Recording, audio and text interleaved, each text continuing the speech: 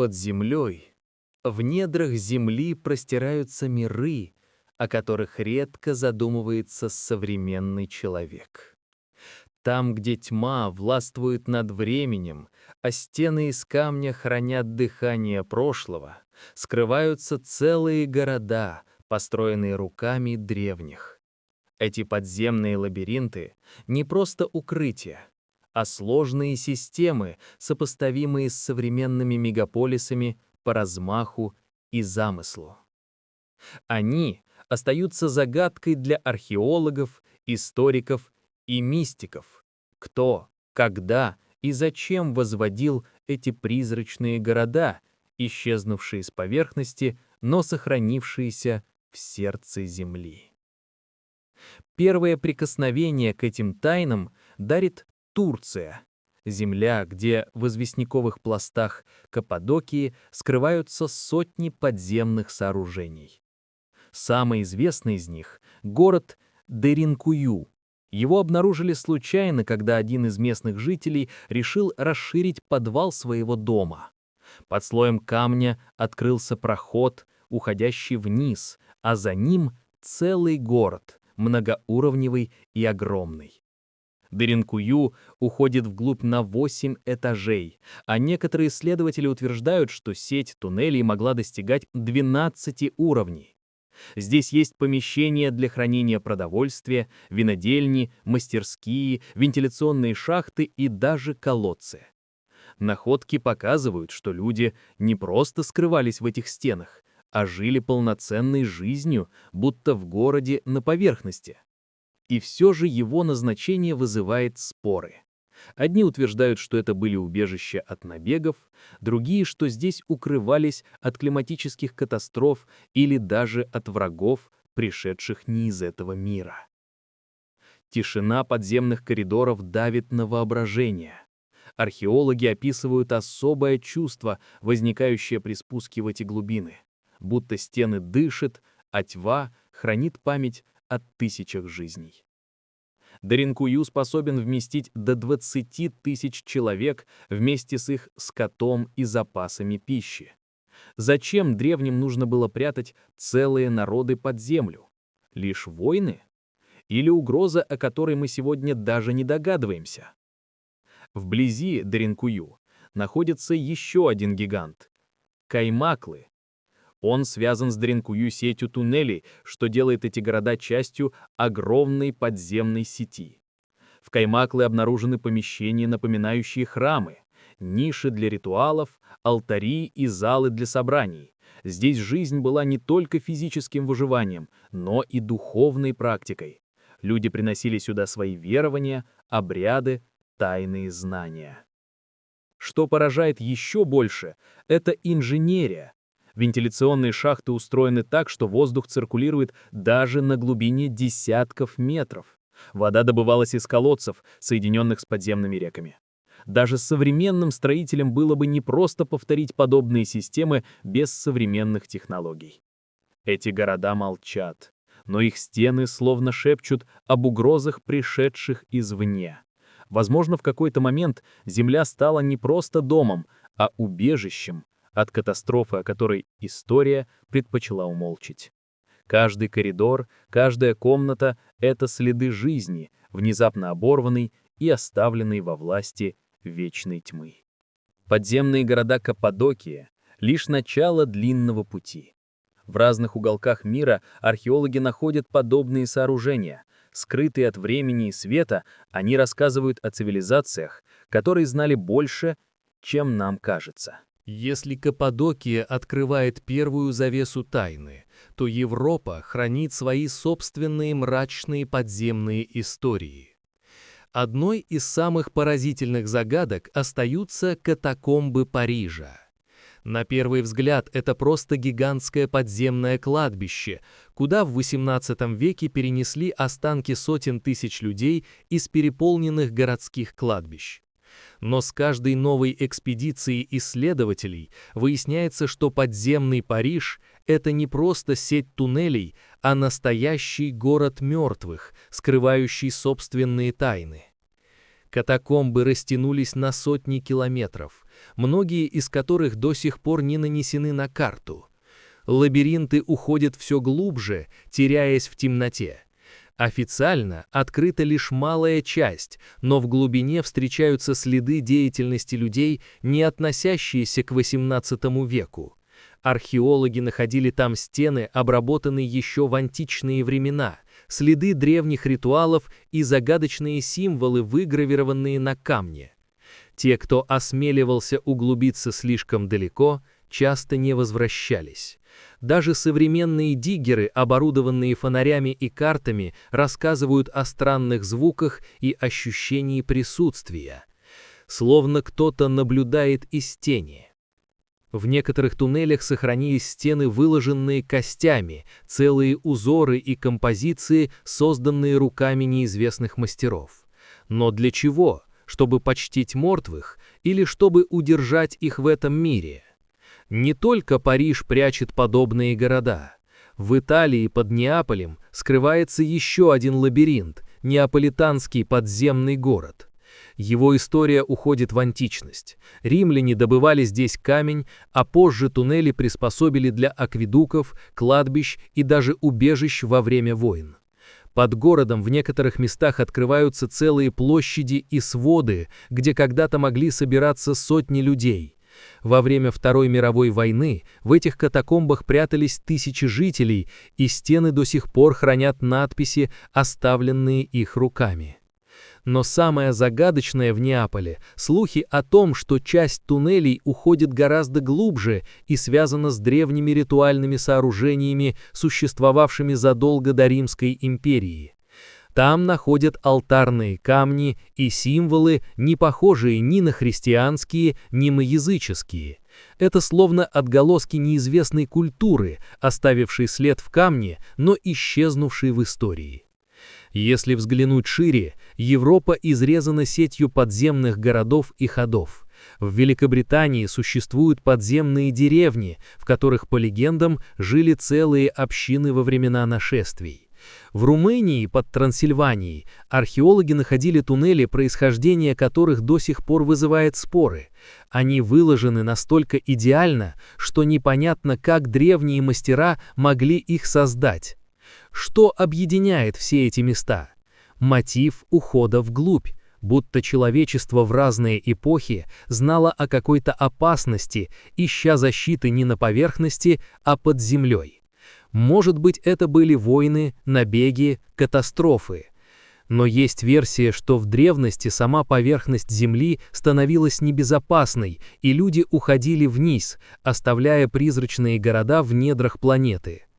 Каждый новый подземный комплекс, открытый археологами, становится еще одной нитью в ткани загадки. Но чем больше мы находим, тем больше понимаем, история человечества под землей не менее велика, чем история на поверхности. Азия хранит особую магию подземных миров. Там, где цивилизации зарождались тысячелетия назад, тьма недр стала одновременно и убежищем, и святилищем. Одним из самых загадочных примеров являются подземные комплексы в Индии. В штате Орисса археологи нашли так называемые пещеры Барбар. Эти вырубленные в цельной скале сооружения датируются III веком до нашей эры, но их обработка поражает даже современных инженеров.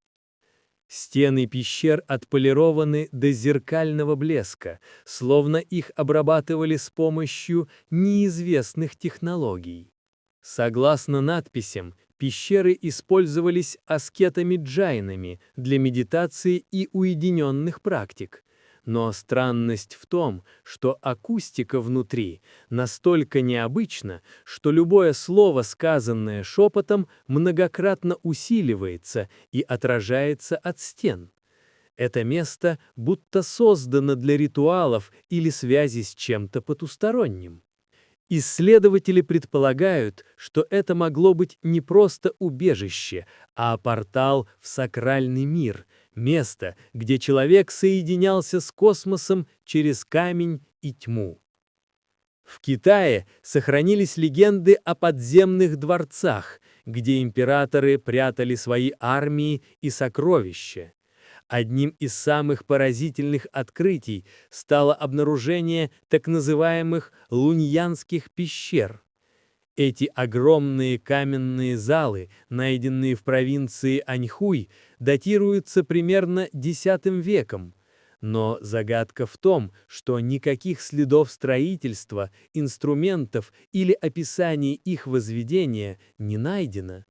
Каждая пещера огромна по размерам, до 30 метров в высоту, с идеально вырубленными сводами. Как могла древняя цивилизация без современной техники возвести такие гигантские подземные залы? И зачем? Некоторые считают, что это были тайные места для обрядов или хранилища для чего-то, что должно было быть скрыто от мира. Другие предполагают, что это остатки гораздо более древней культуры, чьи знания мы утратили. В Юго-Восточной Азии, во Вьетнаме, есть еще одна удивительная история о туннелях Кучи. Они были созданы во время войны во Вьетнаме в 20 веке, но их устройство напоминает древние традиции подземного строительства. Сеть уходила на десятки километров и включала все – кухни, госпитали, склады оружия, жилые помещения. Здесь люди могли жить месяцами, полностью отрезаны от поверхности. Эти модерновые города-призраки словно повторяли путь древних. Под землей рождались новые формы существования. Человек, уходя вниз, не только спасал свою жизнь, но и создавал мир, где свет заменяла тьма, а надежные стены дарили уверенность. Любопытно, что во многих культурах Азии подземный мир связывался с духовным. В индийских эпосах упоминаются наги, существа, живущие в подземных дворцах. В китайских мифах говорилось о царстве под землей, где бессмертные скрывали свои секреты. Эти легенды словно отражают реальность. Люди действительно уходили в землю, и там, во мраке, строили свои тайные города. Каждый из этих примеров показывает, что Азия несет в себе особый код подземных цивилизаций. Здесь техника и духовность переплетались в камни, оставляя следы, которые до сих пор невозможно до конца объяснить. Подземные города Востока – это не только инженерные чудеса, но и символы невидимой стороны человеческой истории, той, что скрыто от света. На другом краю мира, в Америке, подземные миры занимают особое место в мифах и археологических открытиях. Для цивилизаций майя, ацтеков и народов Анд Земля никогда не была просто камнем и почвой. Она воспринималась как живое существо, чрево которого скрывает входы в иные миры. Эти черные ворота становились одновременно и священными, и опасными. У майя существовало представление о Шибальбе, подземном царстве богов смерти.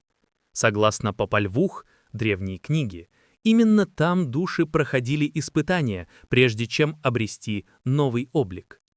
Археологи, изучая руины городов майя, нашли подтверждение этим мифам. На Юкатане обнаружены сеноты, глубокие воронки, заполненные водой, которые использовались как ритуальные врата в подземный мир. В некоторых из них находили человеческие останки, жертвоприношения и драгоценности. Сеноты были не просто колодцами, это были порталы, соединяющие мир людей с миром богов. В Центральной Мексике, под Теночтитланом, столице ацтеков, также обнаружены следы подземных сооружений. Там существовали целые ритуальные комплексы, посвященные подземным божествам. Но настоящая тайна раскрылась в Теотиуакане, городе богов.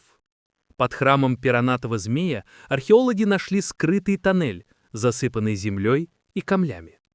Внутри обнаружились ртутные каналы, блестящие минералы и фигурки, символизирующие небесные тела. Зачем древние создавали такие подземные храмы? Возможно, это были имитации космоса, воспроизведенные в глубинах Земли. Входя в эти тоннели, жрецы словно спускались в иной мир, чтобы соприкоснуться с богами. Но ощущение, возникающее у современных исследователей, это не просто ритуальные залы. Эти пространства дышат чем-то необъяснимым, словно памятью о древних жертвах и тайных обрядах, скрытых от глаз обычных смертных. В Южной Америке, в Андах, сохранились другие примеры подземных сооружений. В Перу археологи нашли систему тоннелей под храмом Куско, столицей империи инков. Эти ходы, называемые Чокекеро, соединяли святилища и тайные комнаты, где, по преданиям, хранились мумии правителей и реликвии. Многие из этих ходов засыпаны или обрушены, и местные жители верят, что они ведут в золотые пещеры, где спрятаны несметные сокровища инков, унесенные от конкистадоров. Особняком стоит подземный комплекс Саксайуаман. Его массивные стены на поверхности поражают, но под ними скрываются целые системы тоннелей, часть из которых до сих пор недоступна. Исследователи находили входы, ведущие на километры вглубь. Легенды утверждают, что эти лабиринты соединяли Куско с другими святилищами, а, возможно, и с местами, о которых история молчит. Американские подземные города и храмы отличаются от азиатских и европейских тем, что в них явственно чувствуется связь с иным миром. Они создавались не только ради защиты, но и ради контакта с силами, стоящими выше человека. Здесь тьма становилась алтарем, а земля — священным проводником в мир духов. Но что объединяет их с остальными загадочными сооружениями планеты? Очевидное. Во всех культурах люди уходили под землю не только ради безопасности. Это было стремление к чему-то большему, к тайне, которую мы до конца так и не понимаем. Африка и Ближний Восток. Земли, где рождались древнейшие цивилизации, оставившие после себя не только храмы и пирамиды, но и следы подземных миров. Здесь каждая находка окутана легендами, а пустота под камнем кажется не менее значимой, чем величие сооружений на поверхности. Египет – страна, чья земля хранит больше загадок, чем ответов. Все знают пирамиды Гизы, но мало кто задумывается, что их тайна может скрываться не в высоте, а в глубине. Археологи все чаще находят свидетельства того, что под пирамидами простираются сложные лабиринты.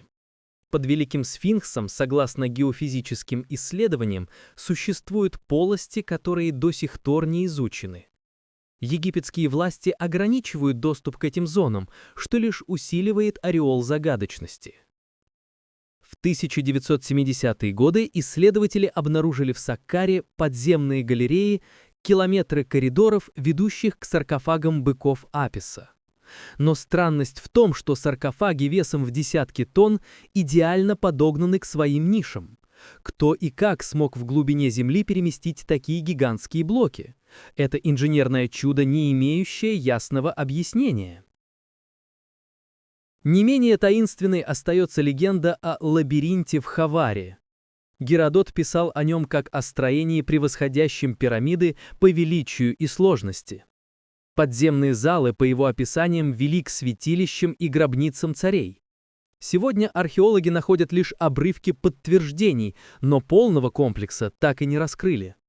Возможно, он до сих пор скрыт под песками, ожидая своего часа. Если перенестись южнее, в Эфиопию, мы встретим другое чудо – подземные церкви Лалибеллы. Вырубленные в цельной скале, они соединены сетью туннелей и коридоров. Их создание датируется XIII веком, но само мастерство исполнения вызывает вопросы. Каждая церковь представляет собой монолитное сооружение, будто высеченное рукой Титана. Туннели, соединяющие храмы, создают впечатление подземного города, где свет и тьма переплетаются в мистическом единстве. Эфиопские легенды утверждают, что эти храмы были построены не людьми, а ангелами за одну ночь. Конечно, это миф, но он отражает ощущение невозможного, которое испытываешь, когда оказываешься внутри этих каменных глубин. На Ближнем Востоке загадки уходят еще дальше в прошлое. В Ираке и Иране сохранились свидетельства подземных городов и систем водоснабжения киаризов, которые тянулись на десятки километров. Эти туннели, созданные для добычи и распределения воды, местами превращались в настоящие убежища. В их стенах находили ниши для хранения, залы для собраний, а иногда артефакты ритуального характера. Особенно поразителен факт, что многие из этих подземных систем использовались тысячелетиями и остаются действующими до сих пор. Их тайна в знании, которое дошло до древних мастеров и которое современный мир едва ли сумел бы воспроизвести в таком масштабе без современных технологий. Африка и Ближний Восток показывают нам, под землей скрываются не просто укрытия или храмы. Это миры, созданные для иных целей, будь то связь с богами, охрана сокровищ или хранение знаний. Но всегда, в каждом случае, человек обращался к земле как к последнему хранителю тайн. Европа кажется нам картой, исчерпавшей свои тайны. Но под ее почвой скрываются целые миры, о которых известно лишь немногим. В сердце Средиземноморья, на Мальте, существует один из самых странных и малоизученных памятников древности – Хал-Сальфлиение, Гипогей или подземное святилище.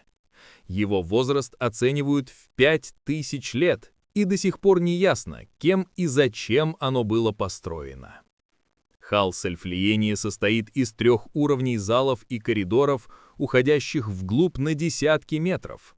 Внутри обнаружены ритуальные камеры, алтари, спиралевидные орнаменты и ниши, предназначенные для приношений.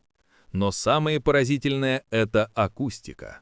В одной из камер, называемой оракульной, звук человеческого голоса усиливается и резонирует так, что вибрация ощущается всем телом. Ученые предполагают, что такие эффекты могли вызывать измененное состояние сознания у участников обрядов. Археологи находили здесь человеческие кости, среди которых выделяются черепа необычной формы, вытянутые с аномальными особенностями. До сих пор ведутся споры. Это результат культурных практик деформации головы или свидетельство существования особой группы людей, чья история утеряна. Легенды местных жителей утверждают, что в древности подземелья были глубже, и там исчезали целые экспедиции. Официально нижние уровни закрыты для публики якобы из-за их хрупкости, но тайна остается. На севере Европы, в Шотландии, разбросаны странные сооружения, известные как соустеррены, подземные ходы и камеры, датируемые Железным веком. Они слишком малы для жилья, но их система поражает своей разветвленностью. Некоторые исследователи считают их складами для зерна, другие – убежищами. Но в глубине коридоров находят предметы ритуального характера, что заставляет предположить их культовое назначение. В Восточной Европе, на территории современной Украины и Молдавии, сохранились загадочные подземные лабиринты. Одесские катакомбы – крупнейшие в мире, их протяженность достигает 3000 километров. Формально они возникли как результат добычи известняка, но местные легенды утверждают, что многие коридоры существовали задолго до этого. Некоторые из них настолько тщательно выложены и уходят так глубоко, что трудно поверить в их прикладное происхождение. В этих катакомбах исследователи сталкиваются с необъяснимыми аномалиями, сбои приборов, внезапное падение температуры, исчезновение людей. На территории Чехии и Польши есть так называемые подземные крепости, построенные во время Средневековья, но нередко в их основании обнаруживаются ходы, уходящие в еще более древние времена. В замке Кшеменки, Польша, археологи нашли целый лабиринт, который будто был встроен в уже существующую сеть, происхождение которой остается загадкой. Эти европейские подземные комплексы, такие разные по назначению и эпохам, объединяет одно. Они не только укрывали, но и соединяли. Возможно, это были не просто города или склады, а звенья в цепи подземных путей, которая пересекала континент. Идея глобальной подземной сети звучит фантастически, но, глядя на протяженность и сложность этих лабиринтов, трудно отделаться от мысли. Человечество знало о чем-то большем, чем мы понимаем сегодня. Подземные города неразрывно связаны с мифами. Каждая культура, где находили такие сооружения, рождала легенды о том, кто жил в этих глубинах и зачем люди уходили в темноту. В этих историях правда и вымысел переплетаются, но именно они придают находкам особый оттенок мистики. Одной из самых известных идей стала теория о внутренней Земле. Она утверждает, что под поверхностью нашей планеты существует целый мир со своими континентами, морями и даже Солнцем. Ее упоминания встречаются еще у античных философов, а позже они проникли в мифологии разных народов. Для одних это было царство мертвых, для других – жилище богов или предков. В Тибете и Монголии сохранились легенды о подземном царстве Шамбалы или Агартхи.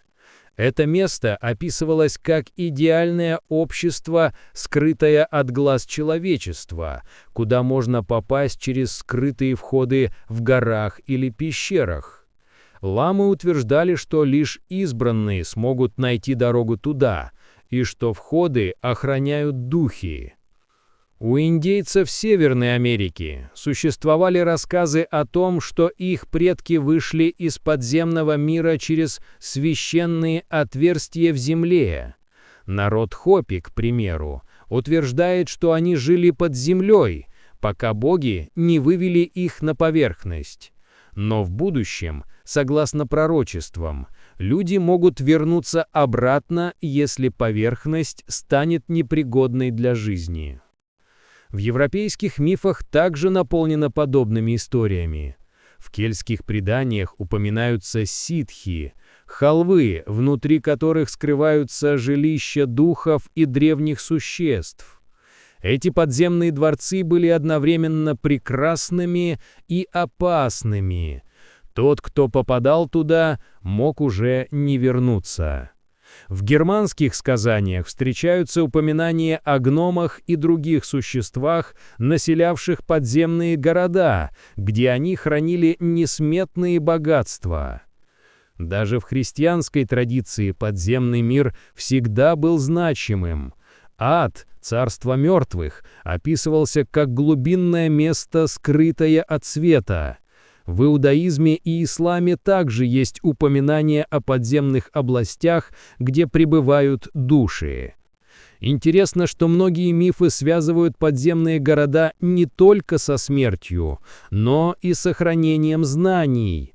В некоторых индийских текстах говорится о подземных библиотеках, где скрыты древние свитки. В арабских легендах можно встретить истории о пещерах, где покоятся сокровища, оставленные джиннами. Современные исследователи нередко сопоставляют мифы с археологическими находками. Когда мы видим сложные сети туннелей в Каппадокии или Мальте, трудно отделаться от мысли, что эти сооружения могли вдохновить древние легенды о подземных мирах. Может быть, люди просто передавали воспоминания о реально существовавших городах, приукрашивая их мистикой. С другой стороны, есть и теории, что мифы отражают утраченные знания. Возможно, древние действительно верили, что под землей есть другие цивилизации, и что подземные города, которые мы сегодня называем призрачными, были лишь входами в нечто большее, чем мы способны представить. Подземные мифы не менее значимы, чем сами находки, ведь именно они создают атмосферу тайны, заставляют видеть в камне не просто архитектуру, а отражение древнего страха и надежды. Подземные города и катакомбы — это не только архитектурные памятники, но и места, где время искажает свои законы. Археологи и исследователи неоднократно сталкивались с явлениями, которые трудно объяснить с точки зрения науки. Эти аномалии делают подземные пространства еще более зловещими и загадочными. Одной из самых распространенных тайн являются звуки, которые невозможно отследить к конкретному источнику. В катакомбах под Парижем исследователи слышали шаги и голоса, хотя в тоннелях не было никого. В одесских катакомбах экспедиции фиксировали странный низкочастотный гул, словно где-то работала гигантская машина. Подобные инфразвуки способны вызывать тревогу, головную боль и чувство паники, что может объяснять, почему некоторые люди в подземельях теряли рассудок или бежали в ужасе. Но есть и более тревожные истории о исчезновениях. В середине XX века группа исследователей, спустившаяся в заброшенную часть римских катакомб, так и не вернулась. Официальные отчеты говорят об обрушении и невозможности проведения спасательных работ, но очевидцы утверждали, что никаких обвалов не было. Схожие истории встречаются и в Одессе. Подростки, отправившиеся исследовать катакомбы, пропадали бесследно, а поисковые группы находили лишь обрывки одежды. Особое внимание привлекают странные артефакты, найденные в подземных комплексах. В Каппадокии археологи обнаружили бронзовые механизмы, слишком сложные для той эпохи. В мальтийском Халсафлиене находили каменные статуэтки людей с непропорционально удлиненными головами, напоминающие легендарные изображения древних существ.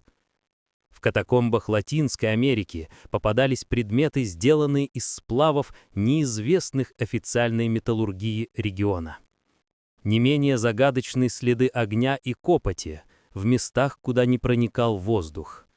Ученые предполагают использование примитивных светильников, но в некоторых подземных городах стены абсолютно чисты, как будто они освещались источниками света, не оставляющими дыма. Эта загадка наводит на мысли о забытых технологиях. Существует и феномен дезориентации. Даже опытные спелеологи отмечали, что в некоторых катакомбах компасы начинают вести себя странно, а карты становятся бесполезными. Люди теряли чувство времени. Им казалось, что они провели внизу час, тогда как на поверхности проходили сутки.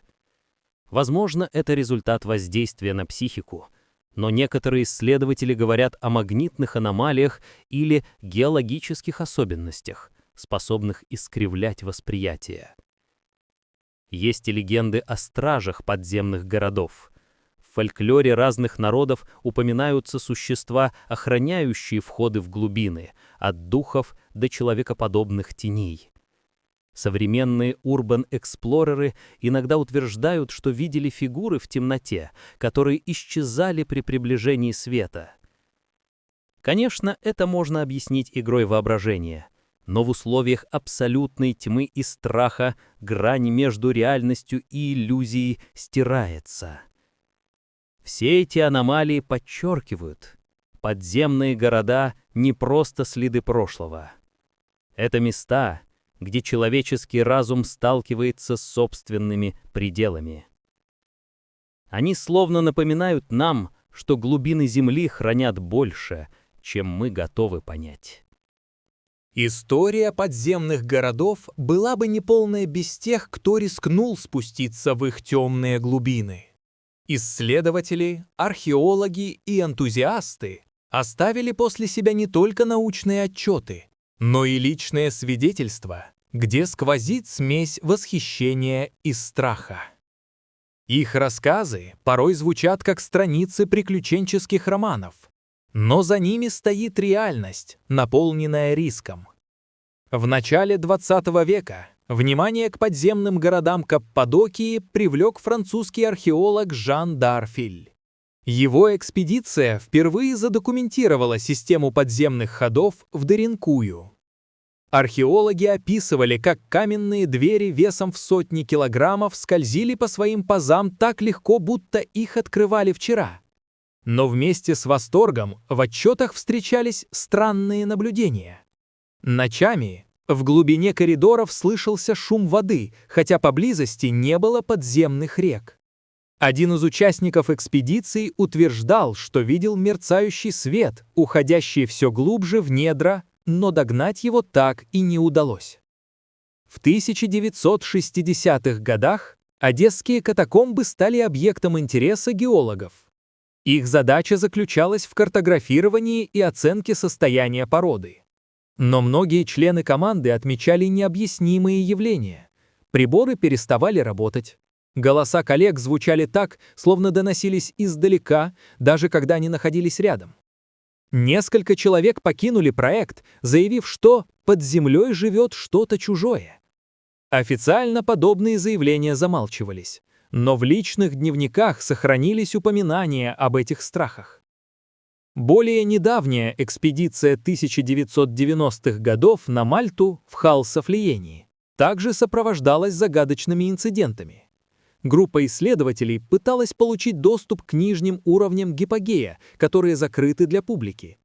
По словам очевидцев, в одном из коридоров они обнаружили свежие следы, будто кто-то недавно прошел мимо. Но там не было никого, а сами отпечатки исчезли через несколько часов. Не только ученые, но и любители-спелеологи внесли свой вклад в изучение подземных пространств. В 1970-х годах группа студентов из Чехословакии спустилась в старые шахтные тоннели, где, как они предполагали, могли быть остатки древних ходов. Вернувшись, они рассказывали о том, что видели стены, покрытые неизвестными символами. Однако ни фото, ни образцы не сохранились. Пленка с негативами оказалась испорчена. Скептики считают это совпадением, но для участников экспедиции это было доказательством, что они наткнулись на нечто, выходящее за рамки привычного. Современные исследователи часто используют новейшие технологии – георадары, лазерное сканирование, тепловизоры. Эти методы позволяют выявлять скрытые пустоты и строить трехмерные карты подземных систем. Но даже при этом многие коридоры остаются недоступными, то ли из-за обрушений, то ли потому, что они уходят так глубоко, что техника не выдерживает условий. Каждая экспедиция приносит новые вопросы. Что заставило древних людей тратить десятилетия на создание подземных городов? Почему так много этих сооружений связано с ритуалами и мифами? И главное, почему при всей разрозненности они так похожи друг на друга, будто подчиняются одному замыслу? Ответы на эти вопросы хранятся во мраке.